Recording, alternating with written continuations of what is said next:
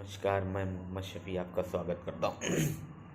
जैसा कि आप सभी को मालूम है कि आज 31 अक्टूबर है और आज के दिन हम लोग भारत में नेशनल यूनिटी डे के तौर पे मनाते हैं। और इस क्योंकि ये सरदार पटेल का आज ही के दिन जन्म हुआ था। और और उन्होंने भाई भारत के पहले गृह मंत्री थे और उन्होंने बहुत सी रियासतों को भारत में मिलाया था। तो इसीलिए हम उनके जन्मदिन को नेशनल यूनिटी डे के तौर पर मनाते हैं। तो ये क्या होता है, सरदार पटेल को क्यों इतनी इम्पोर्टेंस दी जाती है भारत की राजनीति में, इसको आज समझते हैं। हम थोड़ा सा बैकग्राउंड में चलते हैं कि जब भारत आज़ाद हुआ था 1947 में जब भारत आज़ाद हुआ और क्या नाम है, अब ये डिसाइड करना था कि प्रधानमंत्री कौन बनना था। तो भाई मीटिंग होती है उसके लिए। तो गांधी जी ने मीटिंग बुलाई। उसमें भाई बड़े बड़े कांग्रेसी लीडर, सरदार पटेल, वो तब वो कांग्रेस के लीडर ही थे। वो आज भले से बीजेपी उनको हायर कर ली है, लेकिन वो कांग्रेसी लीडर ही थे और पुराने कांग्रेसी लीडर थे। और सरदार पटेल थे, जेपी कृपलानी थे और नेहरू जी थे और अंबेडकर जी, बहुत सारे लोग थे उसमें। मौलाना अबुल कलाम आज़ाद थे, बहुत सारे लोग थे। और उन्होंने उस मीटिंग में ये था कि तय होगा कि कौन प्रधानमंत्री बनेगा। तो भाई जो प्रधानमंत्री का जो इलेक्शन होता था उस दौर में, इलेक्शन का दौर तो था नहीं, अभी नई नई आज़ादी मिली थी, इलेक्शन कहाँ होता, क्योंकि इलेक्शन जो हमारे भारत में हुआ था वो 1951 में हुआ था और हमको आज़ादी 47 में मिली थी। तो हुआ क्या कि मीटिंग हुई तो उसमें जो क्या नाम है, प्रधानमंत्री का जो इलेक्शन होता, जो आपस में तय होता, वो कांग्रेस प्रांतीय कमेटी, जो छोटी छोटी प्रांतीय थी उनकी जो कमेटियाँ करती थी, और 15 प्रांतीय कमेटी थी। और उसमें बैठक हुई, गांधी जी बैठक बुलाए। तो उसमें से जब भाई कि किसको चुना जाए, तो उसमें उस 15 में से 12 वोट, 12 वोट जो है सरदार पटेल को मिला और 3 वोट जेपी कृपलानी को मिला। एक भी वोट नेहरू जी को नहीं मिला था, एक भी वोट नहीं मिला था। अब भाई लेकिन गांधी जी चाहते थे कि नेहरू जी बने प्रधानमंत्री।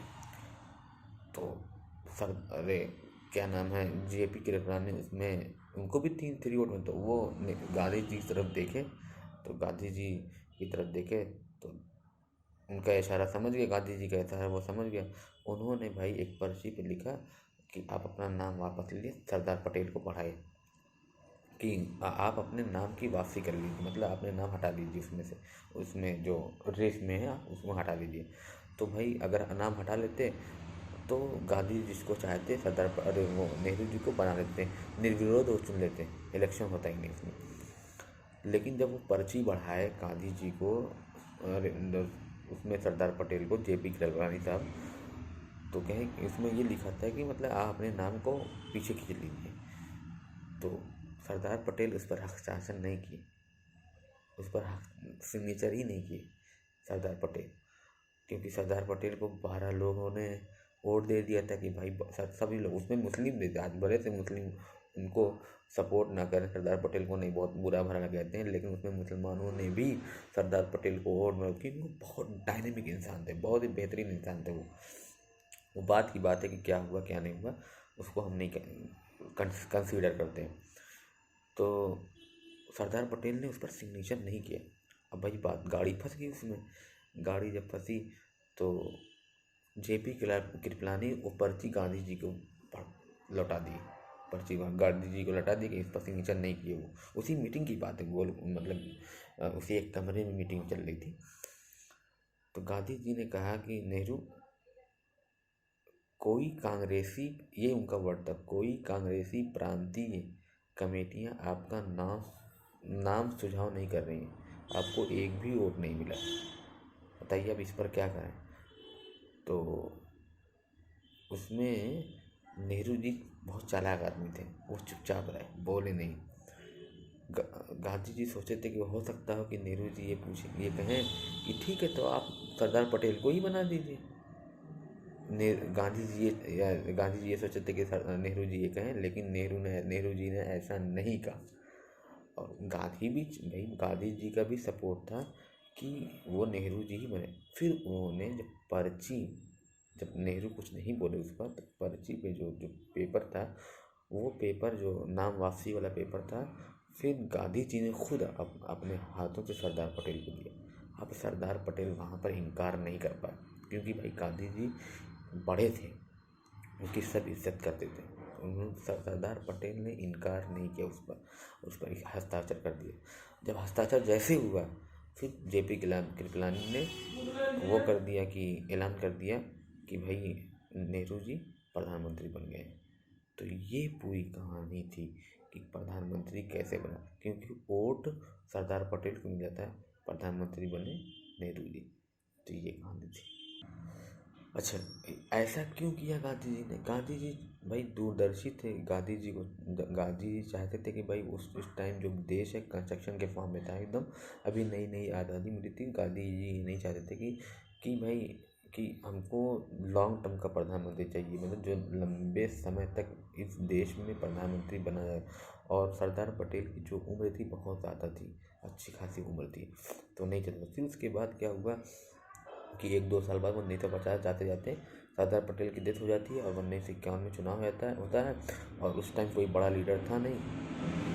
नेहरू जी को अपार जीत मिलती है। पहला इलेक्शन होता था, उसमें अच्छे खासे वोट मिलते हैं, उनको जीत मिलती है और बम्पर वोटों से वो जीतते हैं।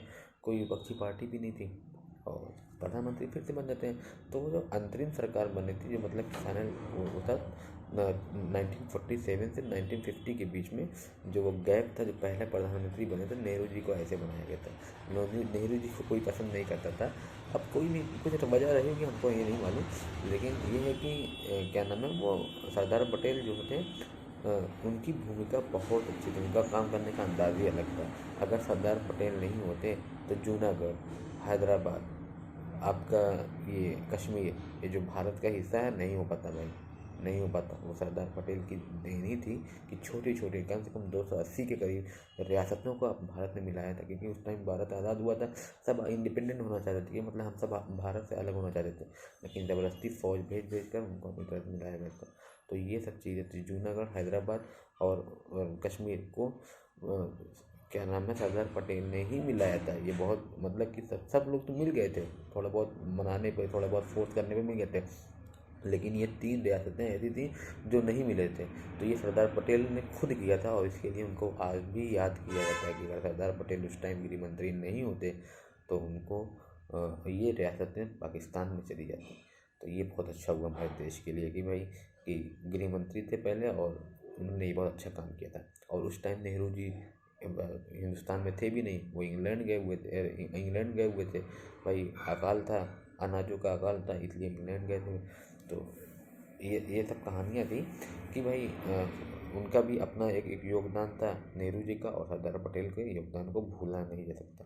तो इसीलिए वो कांग्रेसी लीडर थे, लेकिन इस बात को लेकर कि कांग्रेस अगर चाहती तो सरदार पटेल क्या नाम है प्रधानमंत्री बन जाते, लेकिन कांग्रेस नहीं चाह रही थी। वोट होने के बावजूद 12 प्रांतीय कमेटियाँ होने के बावजूद और उनके पक्ष में होने के बावजूद उनको सपोर्ट नहीं किया गया। इसीलिए बीजेपी अब सरदार पटेल को हायर कर ली है। और जाहिर सी बात है, हर चुनाव में, गुजरात का जब भी चुनाव होता है, इलेक्शन होता है, तो सरदार पटेल को बहुत ज़्यादा याद किया जाता है, और बीजेपी को इसका फ़ायदा भी मिला है, बहुत ज़्यादा फ़ायदा मिला है। तो आज उनका डेट ऑफ बर्थ है भाई, तो हार्दिक शुभकामनाएं सभी को। और नेशनल यूनिटी डे के तौर पे हम मनाते हैं इनको, हमको याद करना चाहिए उनके कारनामों को। चलिए ठीक है, तब तक के लिए जय हिंद, धन्यवाद।